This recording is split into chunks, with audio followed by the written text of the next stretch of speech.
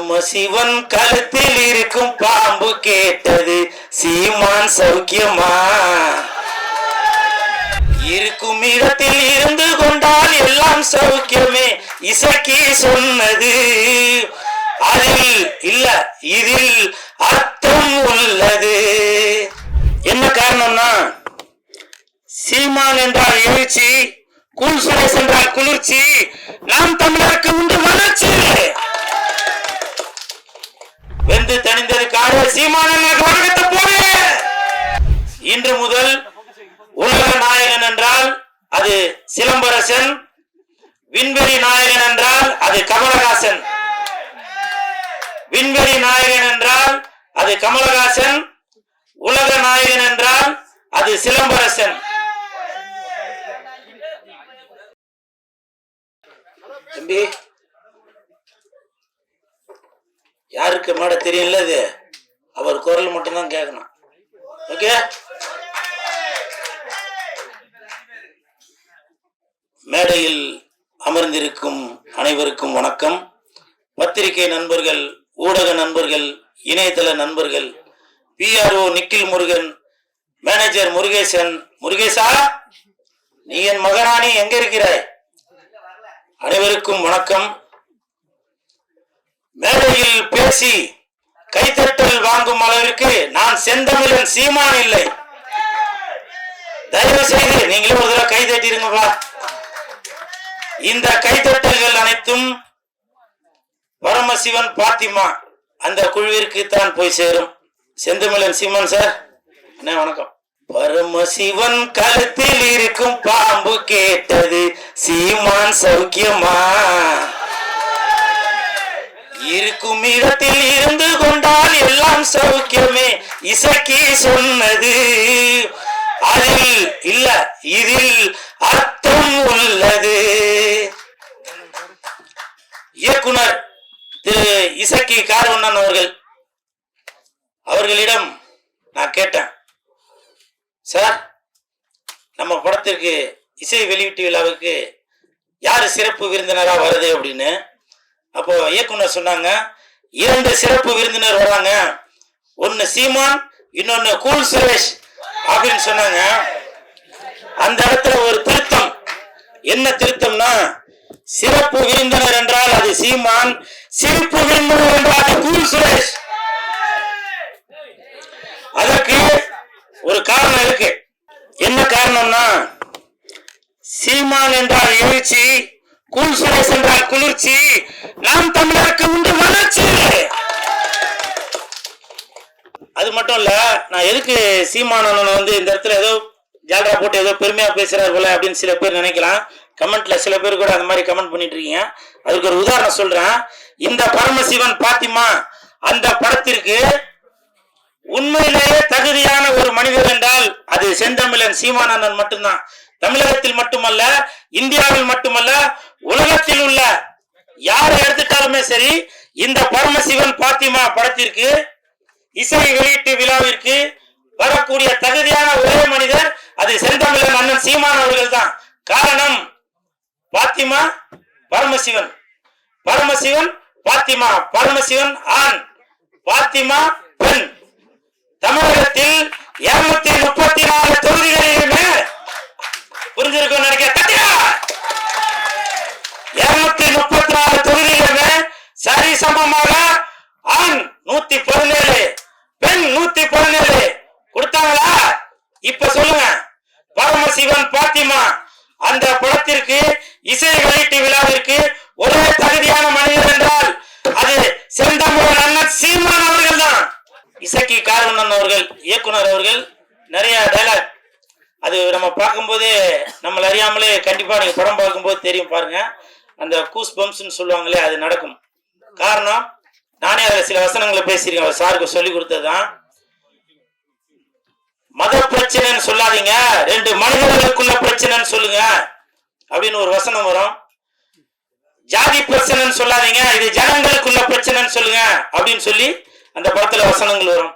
அப்படி இன்று மக்களுடைய மனநிலையை புரிந்து கொண்டு அந்த படத்தை இயக்கி வசனமும் எழுதி தயாரிச்சு இருக்கிறாரு இயக்குனர் இசக்கி கார்வண்ணன் அவர்கள்.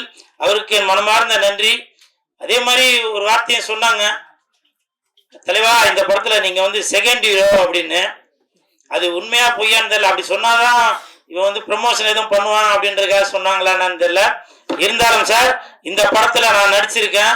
கண்டிப்பாக என் உடல் பொருள் ஆவி அனைத்தும் இந்த பரமசிவன் பாத்திமாக்கு கண்டிப்பாக அர்ப்பணிச்சது தான் அப்புறம். அதே மாதிரி படத்தின் ஒளிப்பதிவாளர் சுகுமார் சார் இந்த படத்துல ஒளிப்பதிவை மட்டும் கவனிக்காம நல்ல அற்புதமான நடிப்பையும் கொடுத்திருக்காரு. எனக்கு தெரிஞ்சு அடுத்த பிரகாஷ்ராஜ் அவர்களாக வருவதற்கு நிறைய வாய்ப்பு இருக்கு. எங்க அவரு வாங்க. எதுக்காக இது சொல்றேன்னா, ஷூட்டிங் ஸ்பாட்ல சொன்னாரு, தலைவா அடுத்து நான் ஒர்க் பண்ற படத்துல எல்லாத்துலயும் நீங்க இருப்பீங்க, எல்லாத்துலயும் இருப்பீங்கன்னாரு. 3 படம் ஒர்க் பண்ணிட்டாரு, இது வரைக்கும் கூப்பிட காணோம். இல்ல இந்த மாதிரி இடத்துல சொன்னாதான் போன் பண்ணி சொன்னா அது சரியா இருக்காது இல்லையா. அதே மாதிரி படத்தின் கதாநாயகன் கமல் அவர்கள், விமல் அவர்கள் இல்ல அந்த கமல் விமலுக்கு ஒரு காரணம் இருக்கு. விமல் அவர்கள் அவரை பத்தி சொல்றதுக்கு ஒன்றும் பெருசா ஒன்றும் இல்லை. அதுக்கு என்ன காரணம்னா, ஷூட்டிங் ஸ்பாட்ல அவர் உண்டு, அவர் வேலை உண்டுன்னு இருக்காரு. எனக்கு தெரிஞ்சு விஜய் சார் அப்படி இருப்பாரு. அதே மாதிரி விமல் அவர்களும் தான் உண்டு தன் வேலை உண்டு அப்படின்னு இருக்காரு. கூப்பிட்டாக்க ஷாட்டுக்கு வராரு, இல்லைன்னா போய் பேசாம உட்காந்துறாரு. அப்படி ஒரு அற்புதமான மாதிரி நான் ஃபர்ஸ்ட் அவர் கூட தான் அந்த படம் ஒர்க் பண்ணியிருக்கேன். ஸோ வாழ்த்துக்கள் விமல் சார், வாழ்த்துக்கள். தம்பி உன் பேர் நம்ம விஆரா?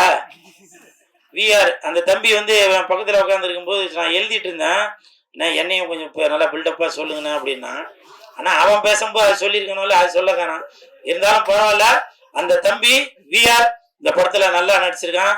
அந்த பொண்ணு கூடயே சுத்தின்னு இருப்பான். அவருக்கும் என் மனமார்ந்த நன்றிகளை தெரிவித்துக் கொள்கிறேன். அப்புறம் மிகப்பெரிய நன்றி இயக்குனர் அவர்களுக்கும் இசையமைப்பாளர் உங்க பேர் என்ன சார்? தீபன் அவர்களுக்கு என் மனமார்ந்த நன்றி. ஏன்னாக்க நான் ஆடுற மாதிரி ஒரு பாட்டு போட்டு கொடுத்துருக்கீங்க, மிக்க நன்றி. ஏன்னா என்னையும் இந்த மாதிரி ஆட முடியும் அப்படின்னு சொல்லி எனக்கு ஒரு ஒரு ஒரு பேர் ஒன்று கொடுத்து, அந்த பேர் வந்திருக்காங்களா? அதெல்லாம் வரவேணான் இருப்பீங்களா? கூல் சுலேஷ் வளர்ச்சி பிடிக்காதப்பா. என்ன பலா? ஆமா ஆமா, சிவசிவாய. அப்புறம் இந்த படம் வந்து ஜூன் 5ஆம் தேதி தான் ரிலீஸ் ஆக போகுது அப்படின்னு சொல்லி இயக்குனர் அவர்கள் என்கிட்ட சொன்னாங்க. உடனே எனக்கு வந்து ரொம்ப கன்ஃபியூஸ் ஆகி போச்சு. ஏன்னா அன்னைக்கு தான் தக்லை படம் ரிலீஸ் ஆகுது. அப்போ நான் வந்து சார்கிட்ட கேட்டேன், சார் அன்னைக்கு தான் தக்லை படம் வருது, அப்போ கமலுக்கும் விமலுக்கும் போட்டியா அப்படின்னு கேட்டேன். ஐயோ அப்படிலாம் இல்லை சார் அப்படின்னாரு. அப்போ சிம்புவுக்கும் கூல் சுரேஷுக்கும் போட்டியா அப்படின்னா, ஐயோ அப்படிலாம் இல்லை சார் அப்படின்னாரு. நான் வந்து இயக்குனர் அவர்களிடம் ஒரு தாழ்மையான ஒரு வேண்டுகோள் ஒன்று வைத்தேன். என்னன்னாக்க, அன்னைக்கு என் தலைவன் எஸ்டிஆர் அவர்கள் நடித்த படம் வருது, அதனால நீங்க ஒரு நாள் தள்ளி ஜூன் 6ஆம் தேதி வைங்க அப்படின்னு சொன்ன அந்த வேண்டுகோளை ஏத்துட்டாரு. ஏன்னா இதுதான் என் தலைவன் எஸ்டிஆருக்கு நான் செய்யும் கைமாறு. இது வந்து பெரிய போட்டி எதுவும் இல்லை, இருந்தாலும் என் தலைவனை நான் இப்படிதான் பார்க்கணும் அப்படின்ற ஒரு எண்ணத்தில் தான் சொல்றேன். என்னைக்குமே வெந்து தணிந்தது காடு, வெந்து தணிந்தது காடு, சீமானன் வணக்கத்தை போடு. அப்புறம் இன்னொரு முக்கியமான விஷயம், கமல் சார், நீங்க வந்து உலக நாயகனாக இருந்து விண்வெளி நாயகனாக மேல ஒரு படி போயிட்டீங்க. அந்த உலக நாயகன் அந்த பட்டம் வந்து இப்ப வெற்றிடமா இருக்கு. என் தலைவன் எஸ்டிஆர் அவர்களுக்கு அந்த உலக நாயகன் பட்டத்தை நீங்க கொடுக்கணும் அப்படின்னு சொல்லி நான் தாழ்மையுடன் கேட்டுக்கொள்கிறேன். இன்று முதல் உலக நாயகன் என்றால் அது சிலம்பரசன், விண்வெளி நாயகன் என்றால் அது கமலஹாசன். விண்வெளி நாயகன் என்றால் அது கமலஹாசன், உலக நாயகன் என்றால் அது சிலம்பரசன்.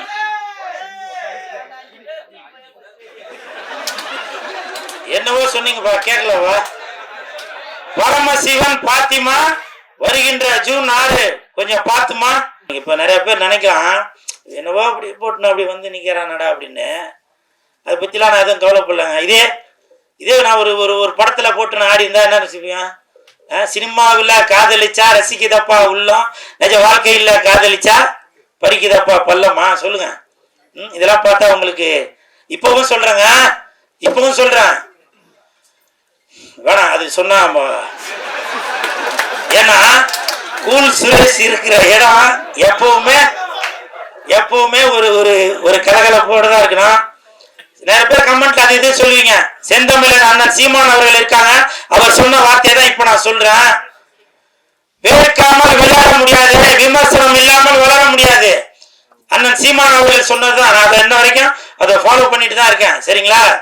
நிறைய பேர் நினைக்கலாம் என்னப்பா இவர் வந்து ஏதோ கோமாளி வேஷம் போட்டுட்டு இருக்காரு அப்படின்னு.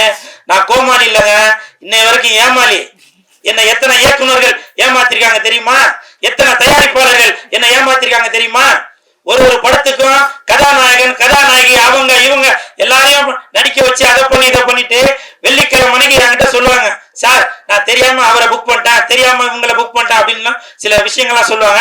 அப்போ என்கிட்ட சொல்லுவாங்க, சார் நீங்க தான் வந்து கொஞ்சம் ஏதாவது இது பண்ணுங்க, நான் உங்களை அடுத்த படத்துல அதை பண்றேன் இதை பண்றேன்னு. இப்பவும் சொல்றேன், நான் கோமாளி இல்லைங்க, ஏமாளி.